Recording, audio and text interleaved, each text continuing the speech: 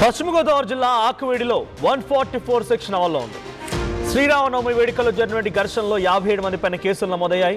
స్థానిక MLA AP deputy speaker Raghuramakrishnaraju పర్యటనలో ఉద్రిక్తత నెలకొంది. శ్రీరామనవమి సందర్భంగా రాముడికి పూజలు చేసేందుకు వెళ్లారు రఘురామకృష్ణరాజు.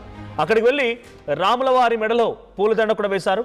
అయితే వెంటనే ఆయన అక్కడికి రాగానే ఆల్రెడీ నినాదాలు మొదలుపెట్టిన కొంతమంది అక్కడి స్థానిక మహిళలు కొంతమంది యువకులంతా కూడా డైరెక్ట్గా రఘురామకృష్ణరాజు వెళ్ళిపోగానే రాములవారి మెడల నుంచి ఆ పూలదండను తీసేసి పక్కకు పాడేశారు. సో ఒక్కసారి వెళ్ళేప్పుడు కూడా ఒక్కసారిగా ఆయన కారు పైన దాడి చేసే ప్రయత్నం కూడా జరిగిందని ఆర్టీవీతో నిన్న రఘురామకృష్ణరాజు చెప్పుకొచ్చారు. ఇప్పుడు ఆ అంశంలో ఆ ఉద్రిక్తతకు సంబంధించిన అంశంలో 57 మంది పైన కేసులు నమోదైనట్టు తెలుస్తోంది.